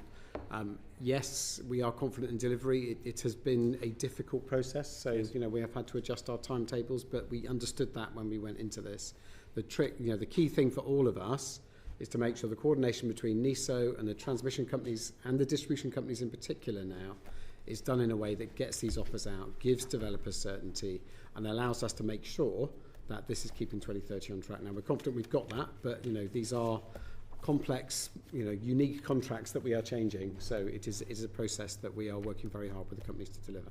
I mean, I think from an outside perspective, it does feel like it's taking a long time for us to see meaningful impacts on those connections, and reforms to the queue were sort of suggested 3 years ago, 4 years ago. Why does it take so long? I think it's understandable that there's a frustration out there about how long it's taken, but I suppose this is a massive change to the industry and to the contracts that all of those 850 gigawatts of projects held. So they all held individual contracts, and they've all now in the process of being changed. And the process to do that is set out in industry codes that have very strictly defined governance processes that you need to walk through. And part of the reason it took time was making sure that it was done comprehensively and properly, such that it didn't become subject to judicial review, for example, of being, not a properly done reform. So, that undoubtedly took a significant amount of time to walk through all of that industry change process, get to a sort of formal proposal from the Industry Code Panel that ultimately went to Ofgem, who then ran a consultation and approved a methodology. But at that point now we just have a methodology, an agreement about how we're going to reform the codes. We then, and that was the spring last year, and then through last year was the start of the implementation of that. So we had to, this introduced new requirements. So for example, this ready to go criteria, so were you a project, we had to get from each of those projects their land rights. So what form of land rights do you have over where you're going to site this? Do you have a lease? None of this is a surprise though, is it? I really don't understand why it takes so long and processes kind of established for a sense of process's sake. I think it's really important that to acknowledge what we were trying to balance with Ofgem and government as well, which was the speed is of the essence. As you're saying, it was a huge problem to have shovel-ready projects being held up by not real projects in front of them. But balancing that with maintaining the message that we're open for business here. As Fintan was saying, this is one of the most significant contracts that those projects hold with and if we were just to overnight rip them up and change the rules, it would have had a huge impact on investor certainty. So following due process and making sure everyone had did that manage to hang on then to all those other projects that were chucked off the list? If you were worried about investor certainty, did they all hang around? Are they all still here? Are they all still planning to invest? So I think it's worth looking at the different technologies. So offshore wind, we saw lots of bids in AR7. So yes, they are there. Yes, we are getting them connected. You then get to smaller scale onshore wind and solar, and we think we have roughly what we expect for 2030. And then the battery market, we have a huge number of people who are trying to build batteries, which we absolutely need as part of our system. So I think that we're not. We need to be honest that this has taken longer than we hoped, but we are going through a set of quite fundamental changes, and we are meeting regularly together, and we are working very hard together to make sure that when we get those offers out, those offers are consistent with our ambition to change the system, those offers are fair, and also that we're legally robust, and that does take time. Can I just ask about data centres, a couple of questions on those. Is there going to be a big impact on consumer network costs if we get lots of data centres, as government is interested in doing, being connected? And are there any considerations about any kind of private wire agreements around offshore wind to try and bring down curtailment costs and therefore bills if there is heavy demand assets like data centres that are brought onto the system? I think a lot depends upon the specifics of these data centers, where they're located and how they connect to the grid and how they source their generation. I think if you look around the world, we have examples of countries. Ireland is one of them. There are states in the US where if you have a unplanned, uncontrolled increase in the demand from data centers, it pushes up the electricity prices for everybody. But we think that if you have a more managed system and we have a way of ensuring that data centers are in a sense contributing to the generation as well as taking up the network capacity and providing a bit of flexibility into the power system, then there is a way of connecting what I think the country needs without it having a significantly negative effect on consumers. But I think, Fintan, you and the team have been doing a lot of thinking in this area. Yeah, no, I completely agree with what you said, actually. I think the thing to point out as well, though, is there is a huge number of speculative projects out there sort of in the demand side queue for connection to the system. I think data centres are close to 100 gigawatts in that space. That is orders of magnitude more than the government has indicated they might want to get and could possibly connect in the system. So I think all of the planning that we have done, things like FES and the Clean Power Trend, assumed some level of data centres within that. And I think, as Akshay said, if you think about data centres and think about locating them in the right place on the system, they can actually be helpful. If you put them in the wrong place, they can cause problems, be that sort of costs or constraint costs.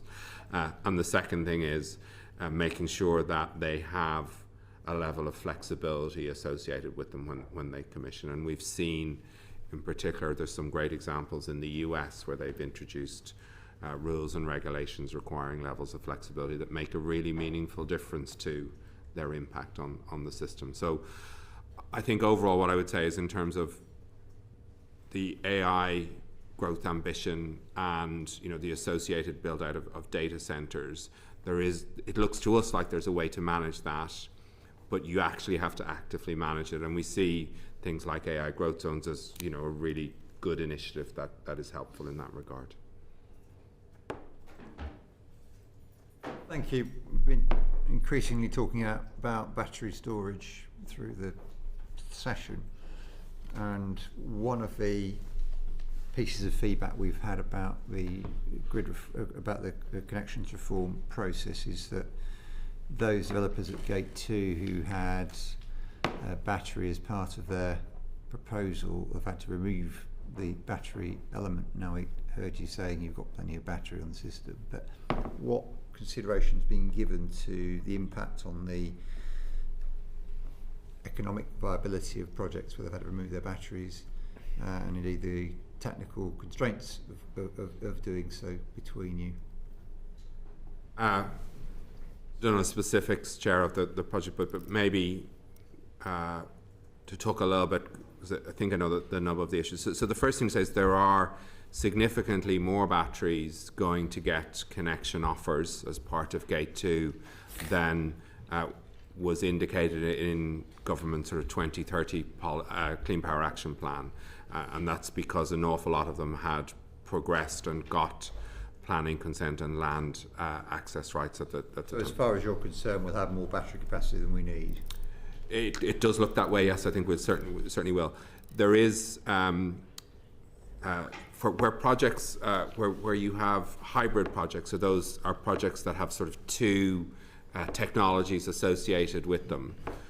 What we've seen is that some of those projects were originally just one technology, and then a number of years later they added the second technology. So maybe they were originally a solar park and they applied just as a solar park, and then a few years later, while they're still in the connection queue, they said, actually, we now want to make this a hybrid project. We want to add a battery to that site, so the site will now have a solar park and a battery.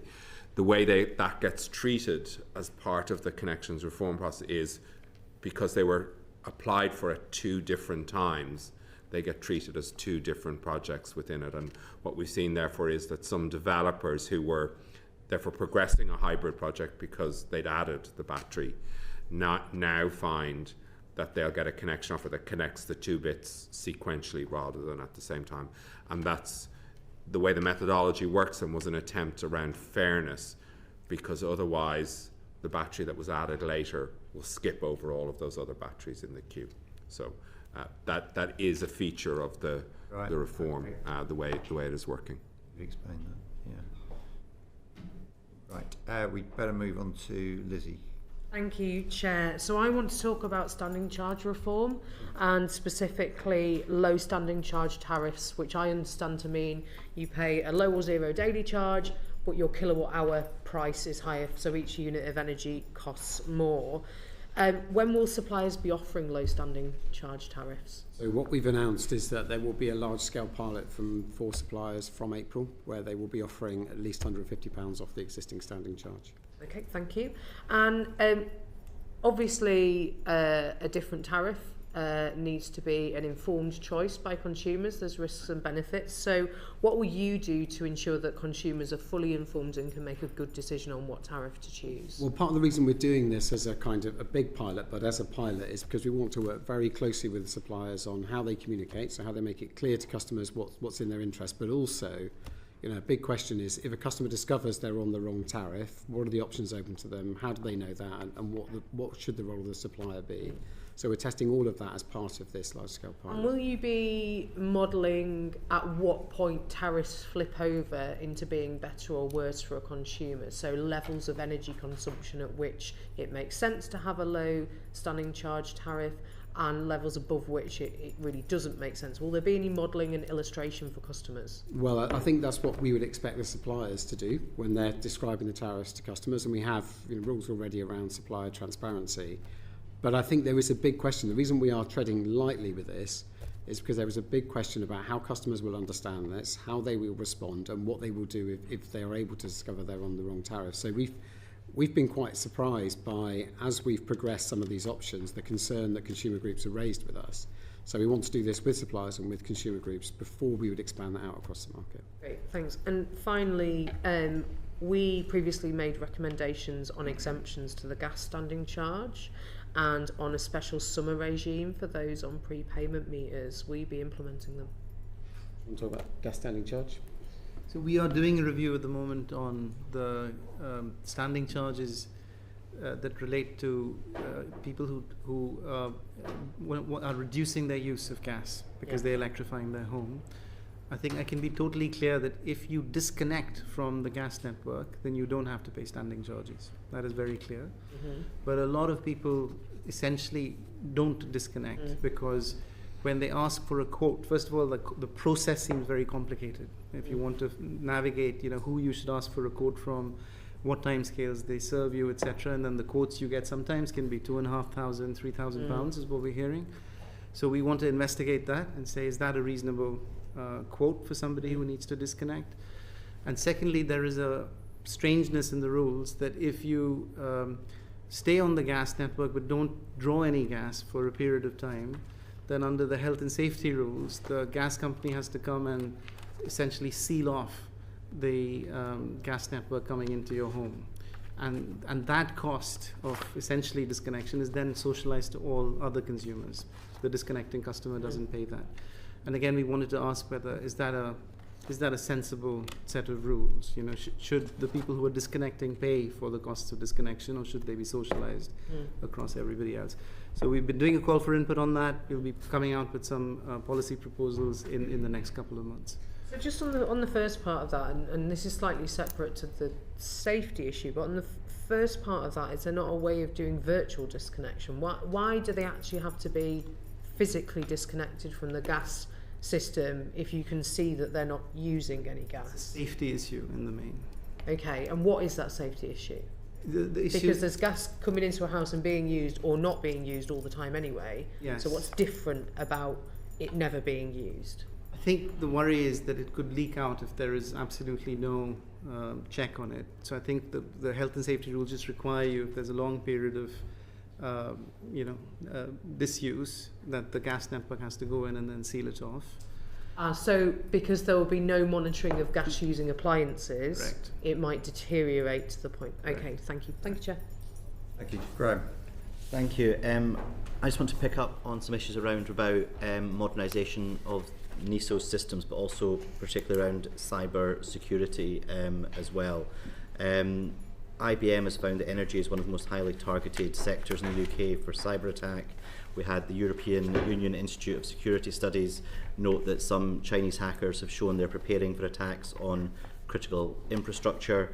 Indeed, some of the discussion over the last couple of days has been how susceptible is the UK energy network to cyber and other types of attack in response from Iran. Can I ask you as specific as you possibly can be on this? I know it's difficult, but as specific as you're able to be around how secure you feel the UK energy system is, and in particular what conversations you've had with DESNZ about improving that as well. With us, I mean, so we are joint cyber competent authority with the department. Now, frankly, the industry, like every industry at the moment, is on a journey to continue to improve cybersecurity. We have a very detailed framework. Now, we don't share details for I hope you understand, for the reasons I hope you understand. And a bit like some of the other issues here, we can never guarantee there won't be a cyber incident, but we have made significant progress over the last few years in increasing that. And actually, I don't know if you want to add that. Keen to understand, so how often do you run tests of that? Is that externally monitored? Is that who, as much, and I do understand the difficulty of giving away how you protect, but as much detail as you can that will provide reassurance? Yes, mandatory testing is coming in from this summer onwards, and even before that mandatory testing, we've been doing a lot of work with the NCSC, National Cyber Control Sector, Department for Energy, and the industry to upgrade both their defenses against cyber attacks, but as importantly, their resilience to restore services if a cyber attack gets through. And a huge amount of progress has been made over the last few years on both counts. We're very encouraged that the industry is taking the testing and the wargaming and preparations very seriously, and I think we'll continue to work with them to stay on that path. Do you have any conversations via other government departments around about what's happened in Ukraine, how that energy network's being protected from cyber attack, as obviously it is under near constant cyber and physical attack, as well as other countries where there's been suspected cyber attacks? So through our cyber teams, we try and learn all of those lessons, and we through NCSC actually we make sure that we make the best of the best practice experience out there. And would you say you're very confident that the UK network is as secure from cyber attack as it can be? So yes, but with the caveat that this is a very fast-moving sector, and of course these risks change over time and change quickly. And just to yourself in particular, Jonathan, Ofgem has said that targeted cyber resilience requirements will be needed for the most significant operators. What determination have you made about who fits in under the most significant operator category? And is it just the big six, or do you need to? Are you looking? We look at critical national the national infrastructure, the information is the NIS regulations which govern our role essentially specify a set of operators of essential services. And then even within those, we do prioritize those that could have the biggest impact on the system if there was a failure. And just on cost, so Ofgem have said that calculations that the average cost of a cyber attack to utilities was about £210,000, with cyber ranking among the top risks across utilities. Who meets those costs? So in the first who would instance, meet those costs in the instance? In the first instance, it would be the companies themselves. So I think this is a big commercial driver for a lot of these licensees. And we've seen similar cyber attacks in the UK where the government had to step in. I'm sure you're aware of what I'm referring to. Is that something that, at what point would you have conversations with utilities to say, with government to determine who meets a large cost? And would that be Ofgem's role, I guess, is the question. In a sense, I mean, what we are preoccupied with cybersecurity of the system and of the companies in the system is really around, first and foremost, customer protection. So security of supply and making sure that the companies can still operate. If there were an attack and if there were an economic impact of that attack, I think that's something that we'd have to agree with DESNZ and with the companies involved. It would depend on the case specifics. And just a very more general question to Fintan and Claire. When it comes to, so Energy UK has suggested that a small investment in modernising NESO systems would deliver billions of pounds in efficiencies, although to be honest, they weren't able to provide details. But when it comes to NESO systems, what modernisation can be conducted and how much of a savings then can be realised? We've touched on it a couple of times, but we've already been investing in our systems, actually both from a security cyber point of view and from a sort of capability and a capacity point of view. The system is fundamentally changing, so our world 10 years ago would have been dealing with a very few players, and we could always pick up the phone to them if we needed to. The world in the future is going to be lots more players and a complete digital world. So we're in the transition to full digitisation of our services, which will enable the digitisation across the networks. We've already, as I say, we've already been on that journey. One of the most tangible things to bring out is the updates that we're doing into our control room systems, so where we keep the lights on. The modernisation of the services there have enabled us to increase the utilisation of batteries in the system by 290%. Thank you, Chair. Thank you. Mr. Christopher. Can I ask you about operating costs? Most people would think it's extraordinary that an electricity company which doesn't collect what it is owed from its customers should receive some sort of compensation allowance from the regulator. Why do we allow? Why do you permit that? Why don't you require energy companies to fund any debts, failure to collect what's owed to them out of their profits? Well, you have to understand what the allowances we make are within the price cap. And so, in a sense, when a company issues a fixed rate, it includes all of its costs within that and makes its own calculation. But within the price cap, what we have to do and what the legislation requires us to do is to identify reasonable and efficient costs and to make sure that those are fairly reflected. And in any business, particularly in energy, there is always going to be a cost of debt that ultimately isn't paid. So for us, in a sense, it's a calculation of what we think a reasonable company should be charging, should be incurring in cost, and then reflecting that back with the regulated margin for the price. So, in other markets, you don't have a regulated price, therefore you don't have this kind of calculation being made by the regulator. But they still exist in the price that's charged. You make this extra allowance. If they're recovering the costs, then they should from their consumers. If the consumers are paying their bills, then that's good, and the more efficient companies collecting the money will make perhaps larger profits or not such large losses.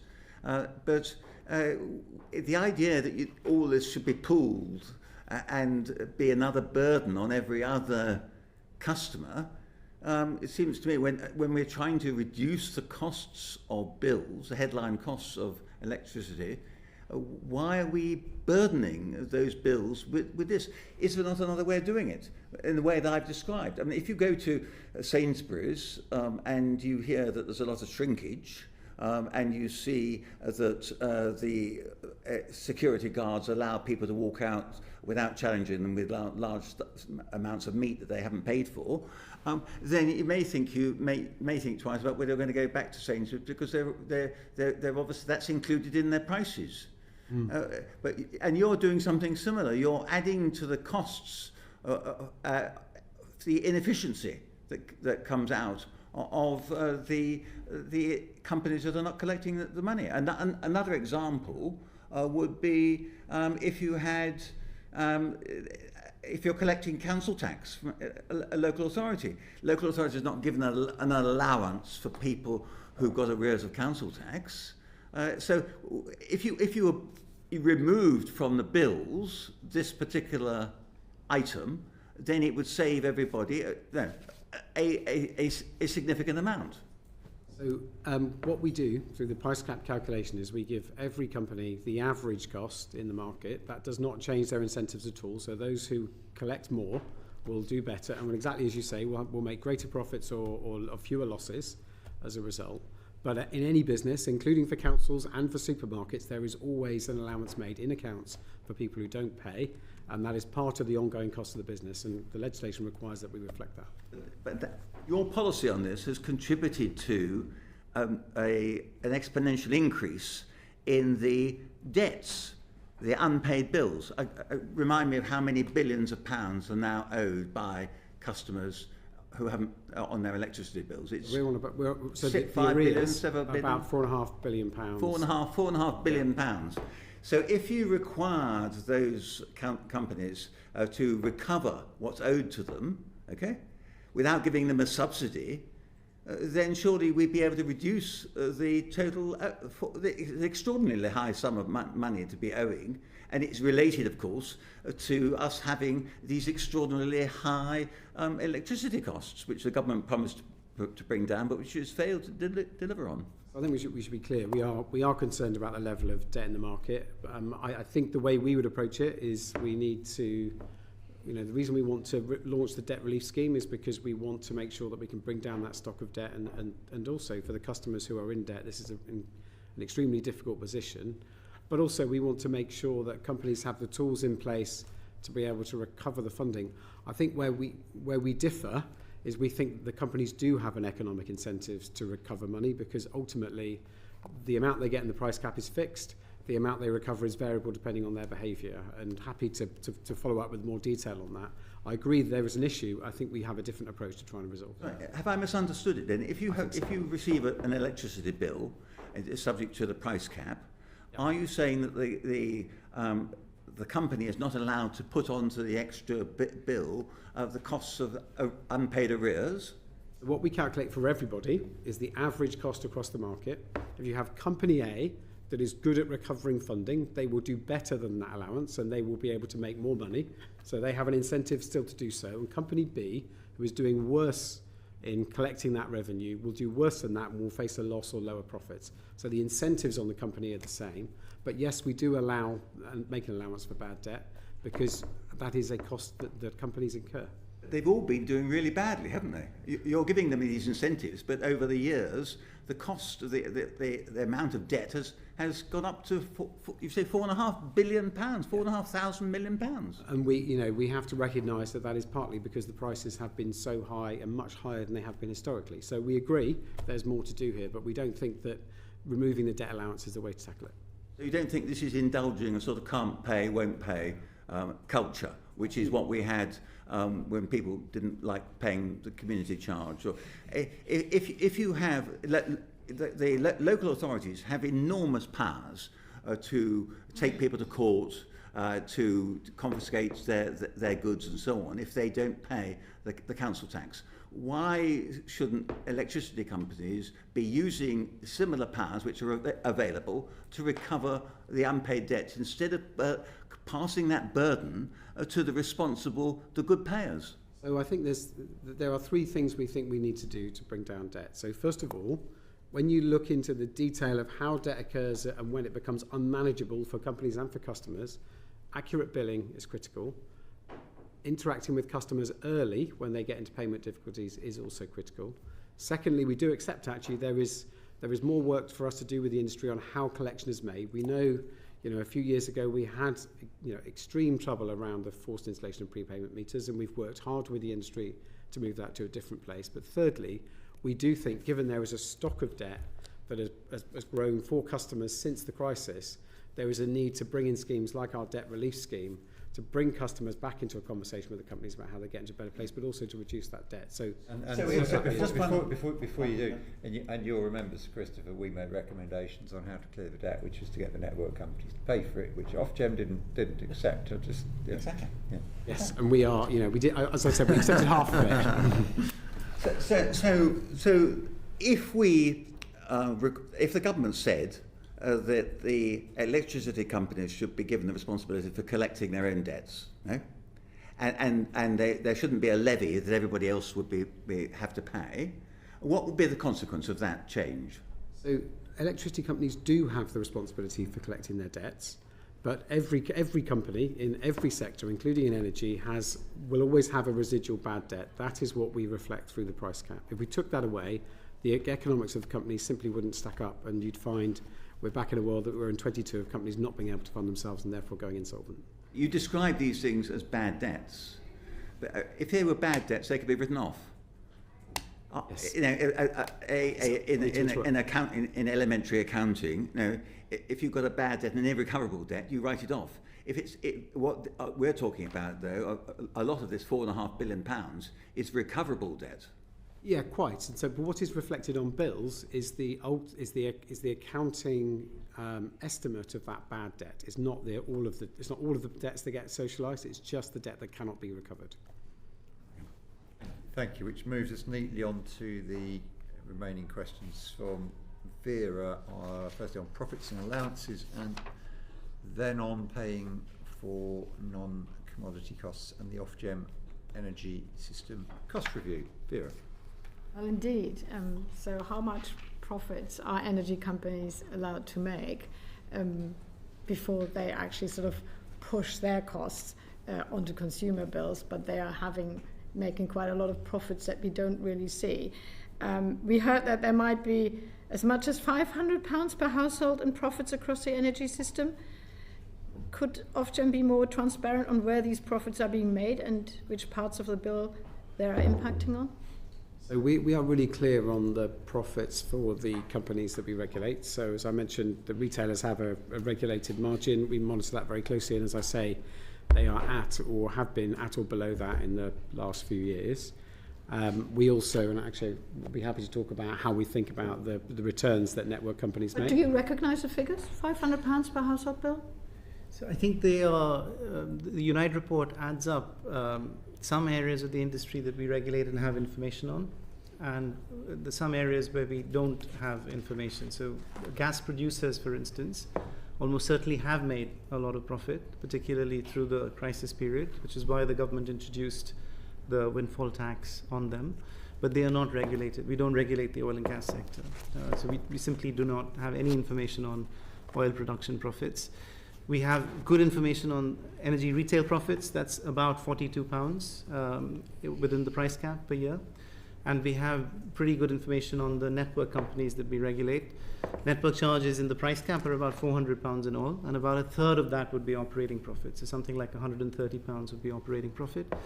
The one thing I would say in relation to the Unite report, which came up with that 500 figure, is that it can be incredibly misleading to add up the profit numbers across such disparate industries. And that the reason for that is that any capital-intensive industry, like generation, energy generation, or energy networks, will always have a high operating profit margin because they have to pay interest on the debt and pay back the capital, the equity capital that is going into their business. Whereas a non-capital intensive sector like energy retail will typically have quite low operating profit margins.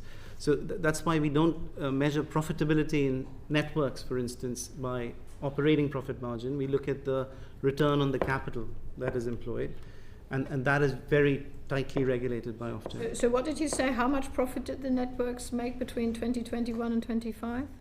So you quoted a £500 figure from the price cap. I think that's the £500 out of a price cap of, say, 1,700. That was the Unite figure, I think, that you quoted. And I was saying that we recognize £42 of that is the retail profit. That's we had different evidence from different people, and some people were saying, oh, do I recognize that? So it seems to me not very clear at all. And since it does impact very much on consumer bills, first of all, shouldn't there be much more transparency? How much profits are actually made, A, by the generator or by the networks? How much is it? Why is it so complicated to actually give the consumer or the bill payer a very accurate figure of what profits are actually being made? We regularly publish the profit numbers for the companies that we regulate, for the retailers as well as the network companies. We don't price regulate the power generation sector. And we used to collect segmental accounts. We used to require them to send us segmental accounts for their UK businesses to look at revenues and profitability. But in an effort to try and reduce the administrative burden, the regulatory burden that we are putting on the sector, we agreed to stop collecting that information. And we don't regulate the oil and gas production sector at all. So we simply don't have any information on that. Should we? Should we? So I think the point is that's an international market. So if we should, it's a body bigger than Ofgem that would need to do it. I mean, this is about international trade. Not that I'm trying to limit Ofgem's ambition and capability. Was that a bid for additional? There's an Ofgem review out, Chair, so I'll add that to the ask list. But again, so are you confident from everything that we have heard that there won't be in future excess energy sector profits? I think you have to recognise, it comes back to what I said in the opening statement, that, as we rely on global markets, remember our electricity market is linked to Europe as well as our gas market. These prices are going to be set outside the control of Ofgem, outside the control of the UK government, and those prices, as I believe, will continue to be volatile while we are in the sort of geopolitical station we've been in. So we are particularly talking about the network charges, the fine. network and profits. So I So- want to know more about that sort of network costs and the profits that the network. Fine. Well, on the gas, the answer is no, but on networks. The networks we are very transparent on. So £400 is the network charge on the price cap out of the £1,700 price cap. £400 is the network charge, and about a third of that 400 is interest and dividends, the cost of capital, the returns to investors. So about 130 out of the 400 would be the operating profit element. But I'm very keen to stress, Ms. Habas, that figure, if you compare that figure, for instance, to the retail figure of £42, you might say, why are the networks making a bigger operating profit than the energy retailers? And the reason for that is that the networks are very capital intensive businesses, so they have to pay a much bigger interest on their debt and returns to their shareholders as compared to the energy retailers. Should that be itemized on your bill, particularly to explain that to customers? Because rising energy bills are obviously a big political thing. Should that not be explained better? And what particular part of the charge is, the profit? I mean, one of the things we're doing that the chair referred to right now is a cost allocation and recovery review, and one important strand of that piece of work is transparency in how costs are communicated to customers. And I think you do have a point. I think if we are all bill payers in this room, if we all look at our energy bill, the energy sector is fiendishly complicated to get your head around. And I think we want to take a bit of time to think through what kind of presentation and communication will be most useful for customers, particularly domestic customers. If you get a bill with a lot of itemization of detail, that in itself can be quite confusing and quite overwhelming. Some people might be interested. So what we do though is, on every price cap we publish a breakdown of the price cap and the categories that are within it, and that they are broad categories. So that includes retail, that includes the regulated retail profit, for example, what's paid on networks, what's paid on policy, etc. So on the consultation that you've been talking about earlier, and forgive me if I didn't quite hear it. So first of all, it's coming soon. Is that correct? At pace? Will you consult on policy options on energy systems cost allocation and recovery? Yeah, perhaps I'll kick off, and then actually you may want to come in. So we are planning to publish a policy consultation, so a further consultation building on the call for input that we issued last year. In a sense, the way we are charging for this system is changing automatically. The cost base is changing. So coming back to some of the earlier questions, it is true that as you transition away from gas, you are moving away from commodity costs, which are variable, and you are moving to a larger set of fixed costs. So network costs, and indeed, in a sense, once renewables are built, in effect, they are fixed costs, fixed costs that we are applying to the system. So what we are trying to do with the cost allocation review is to find the best way to allocate that. And there are really two dimensions we're looking at. So first of all, by allocating costs in a particular way, can you make the system more efficient? So coming back to my colleague talking about time of day, for example, if we encourage people to use them differently, that will make a difference. But the second question, which is why we are doing this closely with government, is how do you allocate those costs fairly and reasonably, accepting, as we know, that the energy system itself and energy use is not very progressive, and some of these costs will have a bigger impact on lower incomes. So what we'd like to do next is begin to test some of our emerging hypotheses and then have a clearer direction about the way in which we might make this change. And that will come into a longer term answer to some of the questions we've had around standing charges. So we are expecting soon to be able to come out and talk about that. And to what extent can Ofgem actually mandate how the burden of cost is shuffled around while still allowing retailers flexibility in recovering costs and discretion? So what this review is principally looking at is how we manage the costs that come into a retailer, because quite often, particularly in a volatile market, retailers reflect those costs in the bills that they charge. So in a sense, we are looking at, in a sense, at the network charging formulae, the system operator administers on our behalf and how that goes into retailers. But we find that when we make changes to the underlying cost base, that usually is passed on through the retailers because that's the best way they manage their risks. Actually, I don't think you want to add anything. So at this stage, we're not proposing to mandate tariffs for the retailers. I think our concern, as Jonathan says, is to make sure that we send efficient signals to the retailers for efficient use of the network and efficient use of the generation in the system, and that we distribute the costs across households in a fairer way. I think we had an unprecedented response. 30,000 people responded to our consultation on standing charges and said that they didn't think that the existing way of distributing those costs, which is to have all households pay an equal share, an equal payment, they didn't consider that as fair. So we're going to think about alternative ways that you could distribute these costs. For instance, they could be according to capacity, the peak of the demand, how much current you draw every year from the grid. It could be by reference to the volume of use, how much consumption you have every year.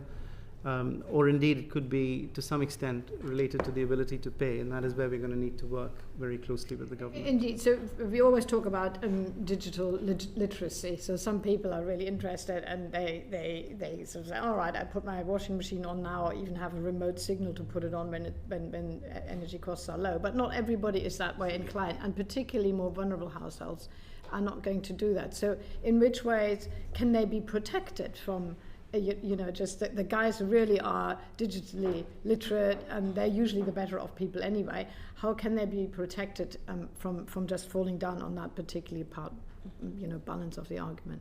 Yeah, so I can't give you a very precise answer, but I think our basic idea is that at least in the beginning, it is a good thing to give people the choice. So if people can voluntarily offer flexibility and get rewarded for that, that is how we start to create a mass interest in this field, and we, as long as we send the right kind of incentives for the retailers, the supply companies, to try to automate that as much as possible. So you take the hassle out of that for households. We really don't think that energy should be so complicated, and that if you have to get your head around lots and lots of technical rules, then most people won't take it up. So it has to be automatic and simple, and at least for in the starting period, it should be largely voluntary, so that you don't impose it on everybody, don't penalize people that can't offer flexibility, but we do reward the people that can.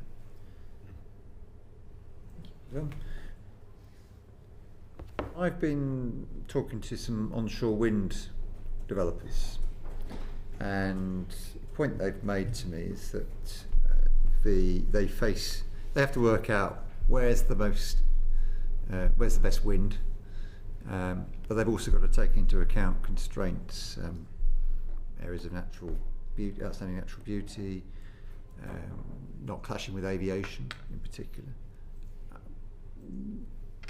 What is NESO's approach?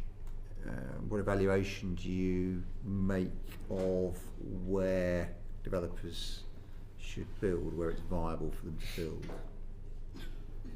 So we don't, at a granular sort of this field and not that field, do it.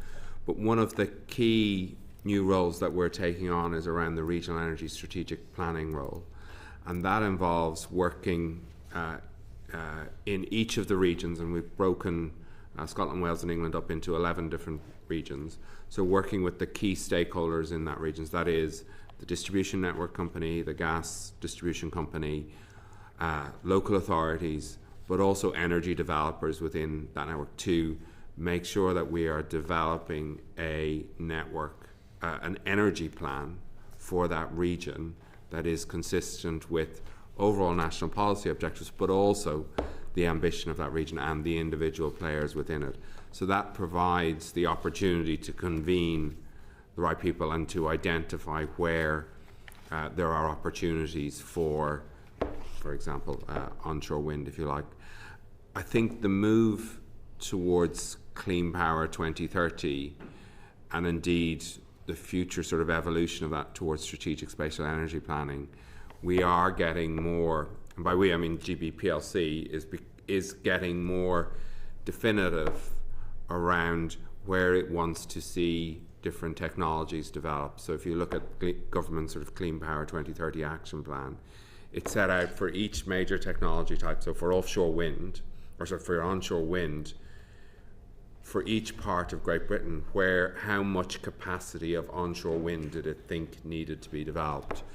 So we think that through the Strategic Spatial Energy Plan, we will continue to refine that type of advice into government. So that will help individual developers take a view as to, okay, this is a region where actually there's a huge opportunity for onshore wind. And those evaluations will take into account sort of conditions on the ground, what's coming out of those regional energy strategic plans, deliverability, so community acceptability of infrastructure, and natural resources and constraints through the environment through that. So through both the regional planning and the strategic spatial energy planning, I think individual developers will be getting more sort of advice and guidance on where the system sees different technologies develop over the medium term. Yes, and that guidance, will it pick up the kinds of challenges around geographical local, or to what extent? I mean, you touched on this bunch, but I just want to pin you down a little bit. You know, in the SSEP, for example, will it pick up the needs of aviation, the challenge of where a wind farm can be in relation to radar, for example? Yeah, so it should pick up all of those sort of major environmental or planning constraints that sort of define areas of significant natural beauty, or places where you just cannot build something, including where there are restrictions for defence reasons or radar reasons. So yes, and that is a significant evolution in how we do strategic planning from what's done today. Okay, thank you. Vera.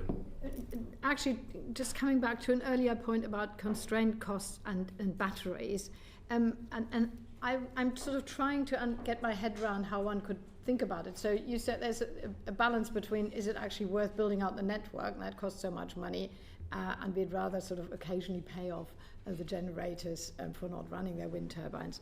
But what would it look like if a battery system was attached to, let's say, a big wind farm that could take off the pressure for that moment when the wires get too hot? What would be the cost calculations or benefits if there was energy storage directly attached to those? And therefore, for example, when you have a planning application for, let's say, a very large solar farm plus a battery storage, which I hear now is being delayed, which looks a little bit silly because it might actually mean it's a benefit to the system. How should one look at battery storage in that context?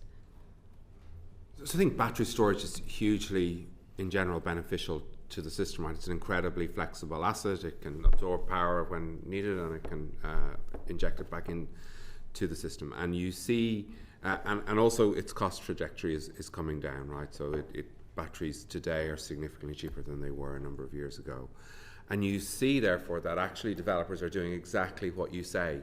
So the number of hybrid projects that are out there is increasing as developers see that actually I have a onshore wind farm. If I connect a battery storage facility to it, that thing is more valuable. I can offer more firm power. I can sell different. So that is happening.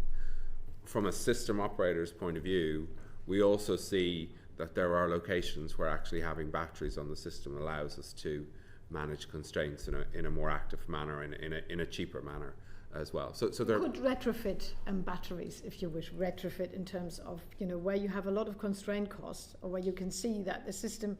Often you have to turn a wind turbine off, and Graham is no longer in the room, but he's sort of talking about the anger that people feel that their wind turbines are there but they don't operate.